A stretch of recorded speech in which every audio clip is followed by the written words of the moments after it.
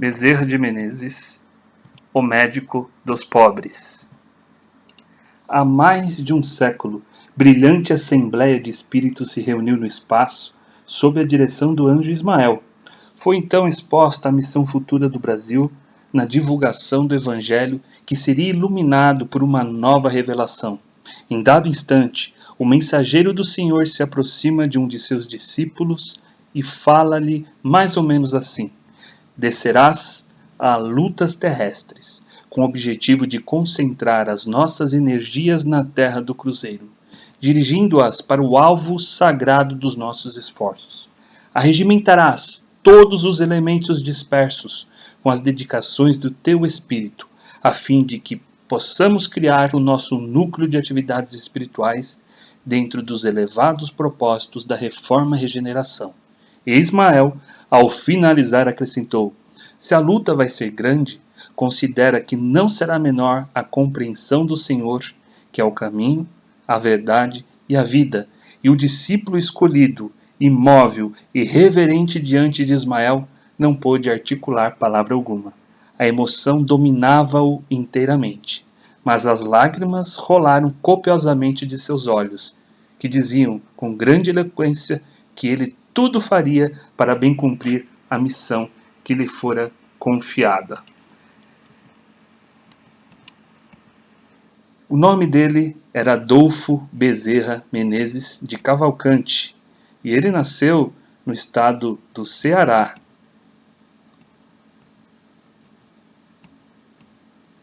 No município cearense de Riacho do Sangue, hoje Jaguaratema. Aos 11 anos de idade, iniciava o curso de Humanidades, e aos 13 anos conhecia tão bem o latim que ministrava aos seus companheiros aulas dessa matéria, substituindo o professor da classe em seus impedimentos. Bezerra queria tornar-se médico, mas o pai, que enfrentava dificuldades financeiras, não podia custear-lhe os estudos. Em 1851, aos 19 anos, tomou ele a iniciativa de ir para o Rio de Janeiro, então capital do Império, a fim de cursar medicina, levando consigo a importância de 400 mil réis, que os parentes lhe deram para ajudar na viagem. No Rio de Janeiro, ingressou em 1852 como praticante interno no Hospital da Santa Casa de Misericórdia. Esta é uma foto do Hospital da Santa Casa no ano de 1852. Para poder estudar, dava aula de filosofia e matemática. Doutorou-se em 1856 pela Faculdade de Medicina do Rio de Janeiro. No livro Lindos Casos de Bezerra de Menezes, do autor Ramiro Gama, nós encontramos uma história intitulada Um Aluno do Outro Mundo. Diz o seguinte na história: em 1856, concluíra seu curso de medicina. Para consegui-lo, deu de si constantes exemplos de renúncia aos prazeres ilusórios do mundo. Potencializou seu poder de vontade, viveu o clima dos grandes sacrifícios e suportou horas amargas com serenidade, resignação e fé em Deus. De uma feita, quase fora despejado do seu humilde quarto. Devia a um senhorinho piedoso vários meses de aluguel. Orou a Deus e manifestou o desejo de lecionar, temendo o futuro. O alto lhe ouviu a rogativa, o desejo e o desespero. Um aluno lhe aparece. Deseja-lhe aulas intensivas de matemática e paga-lhe 2 meses adiantadamente. Bezerra reluta em receber a importância adiantada. Por fim, lembrando-se da sua situação, resolve aceitá-la. Corre à biblioteca e durante dias seguidos recorda da matemática alguns teoremas esquecidos. Espera o aluno e este jamais lhe aparece. Era, na verdade, um aluno do outro mundo. Tal fato, no entanto, fê-lo confiar mais e mais na providência divina, no infinito amor de Deus, e deveria ser mais tarde, como foi, o médico dos pobres, mais de almas que de corpos. Em março de 1857, solicitou sua admissão no Corpo de Saúde do Exército, sentando praça em 20 de fevereiro de 1858 como cirurgião-tenente.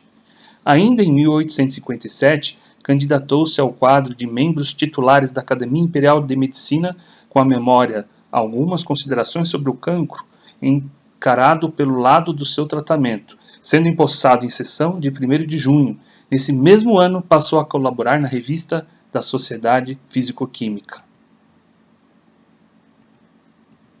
Em 6 de novembro de 1858, casou-se com a senhora Maria Cândida Lacerda, que desencarnou no início de 1863, deixando-lhe um casal de filhos. Em 21 de janeiro de 1865, casou-se em segunda núpcias com Dona Cândida Augusta de Lacerda Machado, irmã materna de sua primeira esposa, com quem teve 7 filhos. Já em franca atividade médica, Bezerra de Menezes demonstrava o grande coração que iria semear até o fim do século, sobretudo entre os menos favorecidos da fortuna, o carinho, a dedicação e o alto valor profissional. O médico verdadeiro é isto: não tem o direito de acabar a refeição, de escolher a hora, de inquirir se é longe ou perto, o que não acode por estar com visitas, por ter trabalhado e achar-se fatigado, por ser alta a noite, mal o caminho e o tempo, ficar perto ou longe do morro. O que sobretudo pede um carro a quem não tem com que pagar a receita, ou diz a quem lhe chora a porta que procure outro. Esse não é médico, é negociante da medicina, que trabalha para recolher capital e juros dos gastos da formatura, disse Bezerra. Essa é uma imagem do filme Bezerra de Menezes, O Diário de um Espírito, e aqui nós contamos uma história de Bezerra. E realmente Bezerra foi capaz de demonstrar na sua vida que realmente praticava seus ideais de amor cristão para com seus semelhantes. Conta-se que numa tarde, depois de haver vivido um dia cheio na sua tarefa cristã, em que consolou e esclareceu, medicou e apaziguou infinidade de irmãos, chegou ao lar sentindo-se cansado e preocupado, tanto mais que sua filha Evangelina achava-se febril, abatida, desassossegada. Descansa depois de haver tomado seu banho e jantado, quando à sua porta chega uma senhora aflita e lhe pede, entre soluços, em nome de Jesus, para ir ver sua filhinha, que achava-se febril e abatida. Bezerra se comove com as lágrimas maternais.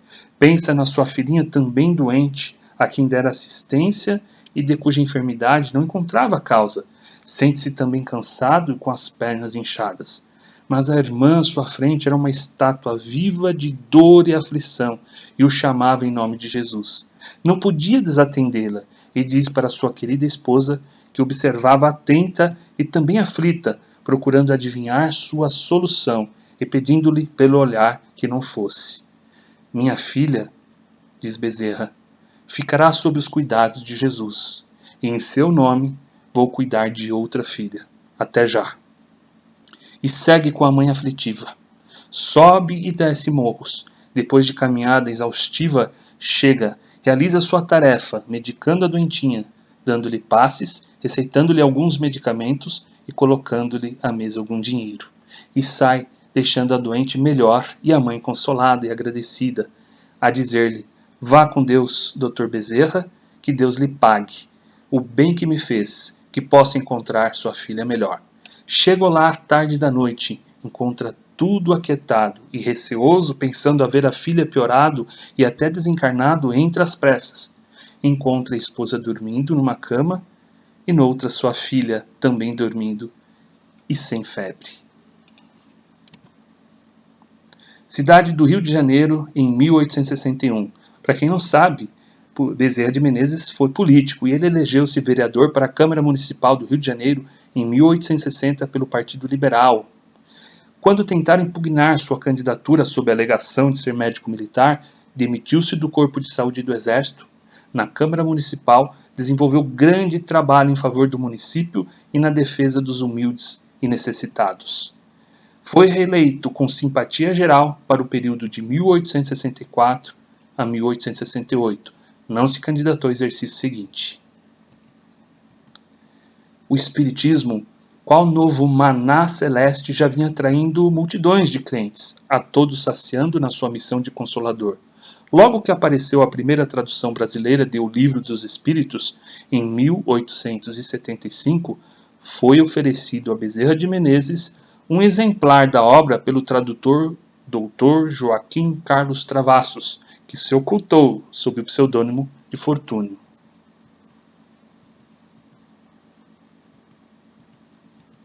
Foram palavras do próprio Bezerra de Menezes ao proceder à leitura de monumental obra. Lia, mas não encontrava nada que fosse novo para meu espírito. Entretanto, tudo aquilo era novo para mim.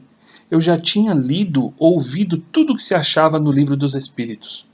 Preocupei-me seriamente com este fato maravilhoso e a mim mesmo dizia: parece que eu era espírita inconsciente, ou mesmo, como se diz vulgarmente, de nascença. Mais que um adepto, Bezerra de Menezes foi um defensor e um divulgador da doutrina espírita.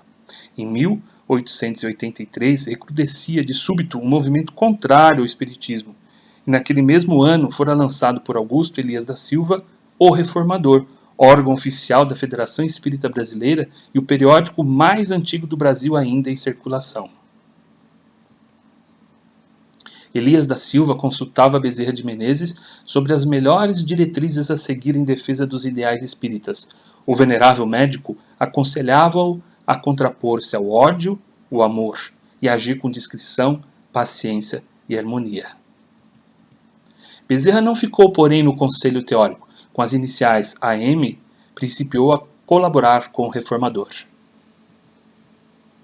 Fundada a Federação Espírita Brasileira em 1864, Bezerra de Menezes não quis escrever-se entre os fundadores, embora fosse amigo de todos os diretores e sobremaneira admirado por eles. Este é o prédio da Federação Espírita Brasileira em 1911. Cena do filme Bezerra de Menezes, O Diário de um Espírito.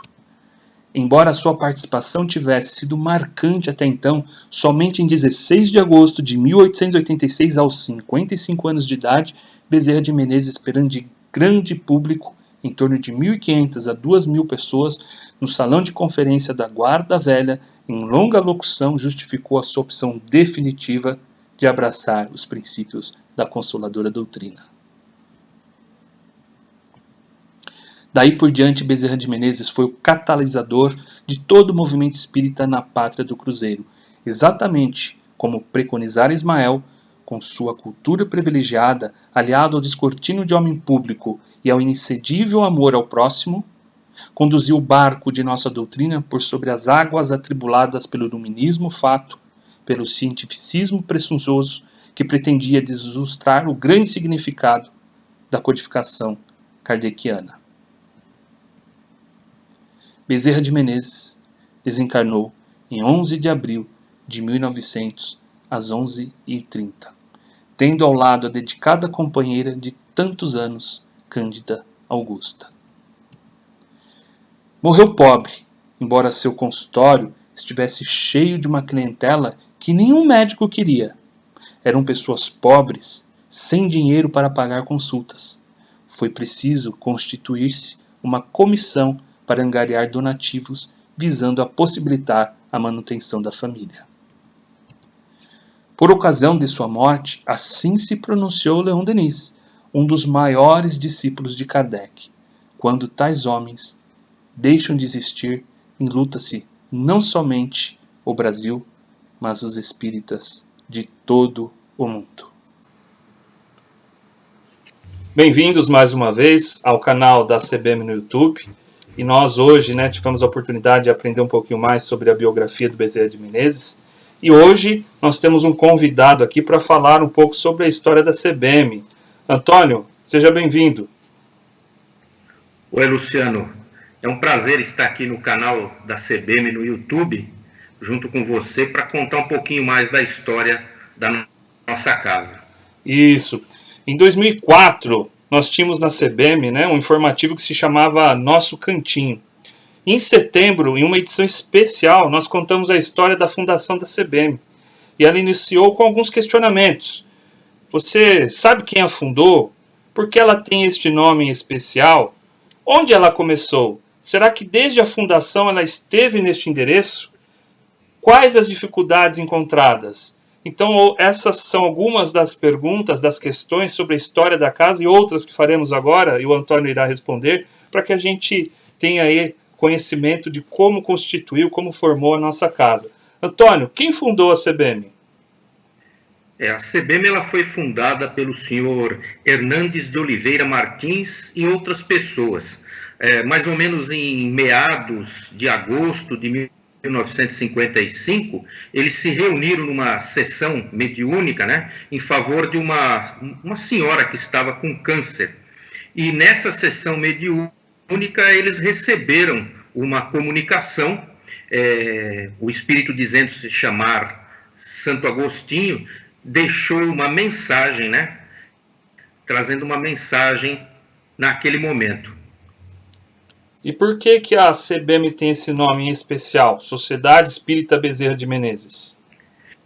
Então, nesta mesma sessão, né, além de Santo Agostinho, que deixou uma comunicação, também se manifestou um espírito dizendo-se Bezerra de Menezes. E falaram que o seu Hernandes tinha que abrir uma casa, ele tinha que fundar uma casa, um centro espírita, com esse nome, Sociedade Espírita Bezerra de Menezes.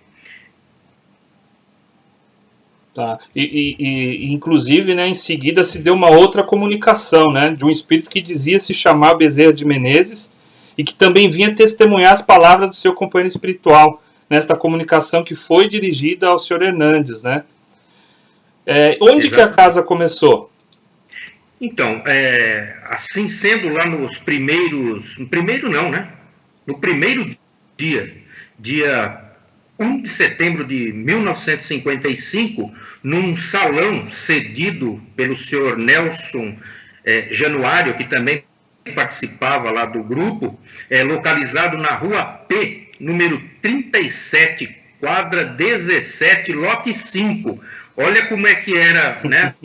Sabe aonde isso? Na Vila Bancária, aqui pertinho, freguesia do Ó.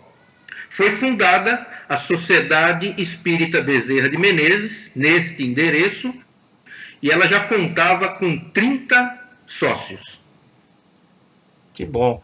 E quais foram as dificuldades? Então só para reforçar, então a casa ela foi oficialmente fundada em 1º de setembro de 1955, portanto nesta semana, né, terça-feira, nós completamos 65 anos de história, né, da CBM, né? E quais foram as dificuldades encontradas nesses primeiros tempos, né, de fundação? De fundação, né? 65 anos, acho que tem bastante história para se contar. Mas logo no começo, né, em abril de 1957, houve ali um afastamento de vários membros da diretoria, inclusive do senhor Hernandes mesmo, né? E por causa disso, ele, como presidente da casa na época, resolveu fechar. Então ele parou com todos os trabalhos, né? Entregou o pouco de patrimônio que tinha, de boa fé, para pessoas doou, né, que precisavam, e acabaram encerrando as atividades naquele momento, em abril de 1957. Então, Antônio, você está querendo dizer que a CBM encerrou suas atividades? Encerrou. Olha, ela ficou, né, 5 meses paralisada. Ela encerrou os trabalhos 5 meses depois, em setembro de 1957. Então, nós podemos contar que em setembro nós fazemos aniversário 2 vezes, né? Em 55 e 57. Ela volta de novo, já com a situação mais asserenada. A senhora Leopoldina Angélica, ela cede um cômodo, aí também na rua Guarani 47, e ali começou novamente os trabalhos da casa, né? Novos membros foram empossados na diretoria e seguiu-se os trabalhos da casa. Tá. Então a CBM nem sempre foi no endereço onde ela está hoje. Não, a gente já pode ver que aí já tem 2 endereços, né? Mais ou menos lá para maio de 59, aí decidiram lá numa reunião de diretoria que a partir daquela data iam promover campanhas em prol da casa própria, da sede própria, né? Entre rifas, piqueniques, excursões, tudo que deu para fazer para angariar fundo para a sociedade. E aí, em novembro de 1959, por 865 mil cruzeiros, né, adquiriu-se um terreno situado na Vila Maria Zumira, né, pagos a prestação. Nesse terreno foi construída uma casinha, alugada esta casa, com o aluguel da casa, ia-se pagando as prestações do terreno. Esse terreno, esta casa, é aqui onde tem hoje a sede da Sociedade Espírita Bezerra de Menezes. Mas olha só, hein? Isso foi em 59. Só em março de 1964 é que a diretoria resolveu, né, reformar aquela casa que tinha aqui no terreno da sociedade para que ela fosse a sede provisória, né, aqui no terreno da sociedade, porque o cômodo onde estava a sociedade funcionando já não comportava mais o volume de trabalhadores e frequentadores da casa. E em abril de 1964 acontece a primeira reunião aqui nessa rua, né, nesta casa abençoada nossa, que se chamava Rua 4, número 18. Ok. Mas então a casa não era como está hoje, né? Como que ela era então? Ah, não. Era bem diferente, né? Com o passar do tempo, dos anos, com os trabalhos, as instalações já não ofereciam mais acomodações. Aquela simples casa já não dava mais. Então, o que eles fizeram? A diretoria resolveu vender 2 lotes do terreno. Então imagine, nós tínhamos aqui 3 lotes de terreno e uma casinha construída. Vendeu-se 2 lotes, né? E passou-se aí, construiu-se um salão. Esse salão com 2 salas para passe na frente, um palco e 2 banheiros no fundo. Ah, a gente tem a planta aqui. Tem a planta aí? Tem sim, ó. Tá aqui, ó. Tá no ar, a planta. Isso aí. Essa planta aí, ó, era como era a Sociedade Espírita Bezerra de Menezes, o salão, em novembro de 1970. Já era realizado os trabalhos aqui, nesse endereço, só que o salão era desse jeitinho. Aí, em agosto de 1971, né, a sociedade filiou-se à Federação Espírita do Estado de São Paulo, foram refeitos os estatutos e com o aumento das pessoas, dos trabalhos da casa, né, os cursos realizados, trabalhos mediúnicos, a casa novamente tornou-se pequena. Então, que solução eles encontraram? Eles readquiriram o terreno que tinham vendido. Então, nós tínhamos 3 lotes, vendeu 2, ficou só em um, aí eles readquiriram novamente mais um terreno, né, mais um lote. E após a compra desse terreno, né, existente no local, a casinha foi demolida e foi construído aí um novo salão para auxiliar aqui nos trabalhos. Novamente iniciou-se campanhas, né, para arrecadar fundos. Uma delas era a venda do tijolinho. Era um tijolinho de papel que cada associado ou assistido comprava para ajudar, né, na construção da casa. E no decorrer aí dos anos foi sofrendo reformas e mais reformas para acomodar os trabalhos e os trabalhadores da casa, até como está hoje. Ok. E com relação aos trabalhos que a casa realizou, tem alguma coisa a dizer? É interessante, a casa, desde quando ela foi fundada, ela vinha com trabalhos mediúnicos, com estudo do Evangelho, né? Essas coisas, as palestras, sempre foi voltada para ajudar aos necessitados, com cesta básica, com o que podia. A evangelização infantil, por exemplo, ela só teve início em 1959, quando a dona Aparecida Maria Salles, ela formada, né, pela Federação Espírita de São Paulo, começou a dar aulas de evangelização infantil aqui na CBM. Antônio, oi. Então quer dizer que a evangelização da casa tem mais de 60 anos, né? Então são 60 Isso. anos de evangelização infantil na CBM. 60 anos de evangelização. Começou com essa senhora Aparecida Maria Salles, né? E foi dando continuidade. Temos aí a Terezinha também, é uma pena que ela não está aqui, que ela poderia contar também um pouco mais sobre a evangelização, porque ela tem também muitos e muitos anos dentro da evangelização. Você também nasceu dentro da evangelização aqui na casa, também sei um pouquinho dessa história. Então é isso aí, tem 60 anos já a fundação da sociedade. O SAPS, né, ou o SAI, que era na época, né, que era o Serviço de Assistência Social Espírita, também começou em 1988, com doação de cestas básicas, levando o evangelho. Esse evangelho que o pessoal faz às terças-feiras nas casas das pessoas, né? Que tem aí um pessoal da CBM que faz isso, era incorporado a essa assistência social espírita. Então, desde 1988 também tem esse trabalho. E também começou a trabalhar com gestantes carentes. Só em 2014 é que, devido às condições sociais aqui do pessoal da região aqui, é que nós paramos com esse trabalho.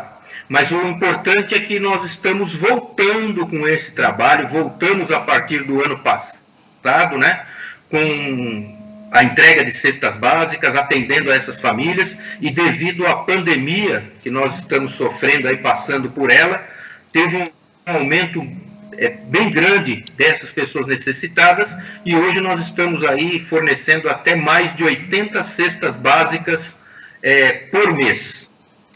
E assim que terminar essa pandemia e nós voltarmos, além do alimento para o corpo, com certeza forneceremos o alimento espiritual. Ok. E aqui para a gente indo aí para um encerramento, né, dessa parte, a gente tem, né, no nosso artigo 2, as finalidades da CBM. Eu gostaria que você falasse um pouquinho sobre isso, que está no nosso estatuto, né? Isso. Essas finalidades da CBM, que está nos nossos estatutos, ela está desde o primeiro estatuto, que foi lá redigido em 1955, né? É dedicar-se ao estudo e à prática do espiritismo no seu tríplice aspecto, com base nas obras codificadas por Allan Kardec. Promover e praticar a caridade espiritual, moral e material. Realizar assistência e promoção social de modo geral.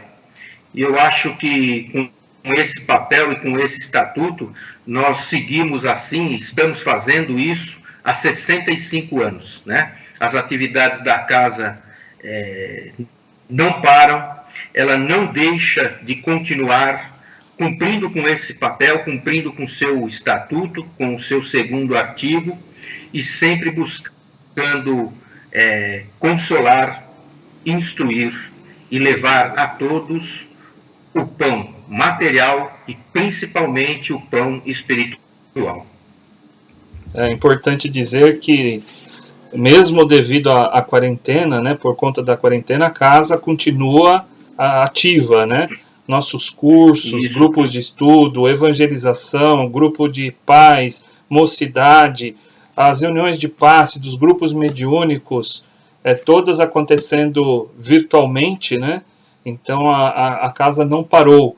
E a assistência social hoje, essa realização nossa na doação de cestas básicas, toda sexta-feira a CBM está aberta, né, das 20 às 21 horas, para receber Isso. doações, para que nós possamos compor e entregar as cestas básicas, né? Exatamente. Continuamos com esse trabalho, é o único presencial no momento, né? E tentando auxiliar ao máximo de pessoas que procuram a casa buscando esse alimento, né? E contamos sempre com a doação dos nossos trabalhadores, dos nossos assistidos, que possam doar, porque realmente estamos precisando das doações. É isso aí, Luciano. É um pouquinho da história da nossa querida casa, né? Dessa família, que eu não gosto de chamar casa, porque casa é o local, né? É aqui a construção. Na verdade, a CBM, não importa o endereço que ela esteja, é a família, né? Temos certeza que nós nos reunimos aqui por laços espirituais. Muito bom. Obrigado, Antônio. Aqui fica, então, a nossa mensagem para que as pessoas que estão nos assistindo, né, compartilhem o vídeo, assistam as outras palestras aqui do canal da CBM no YouTube, que também é um trabalho de continuidade, uma vez que não podemos estar fisicamente lá na nossa casa querida, mas as palestras estão ocorrendo via YouTube. Então assistam, compartilhem, comentem e que a gente possa ter um dia de paz, de harmonia, de equilíbrio e buscando sempre o Evangelho do Cristo para dirigir e seguir no nosso caminho. Obrigado, pessoal, e até a próxima. Até.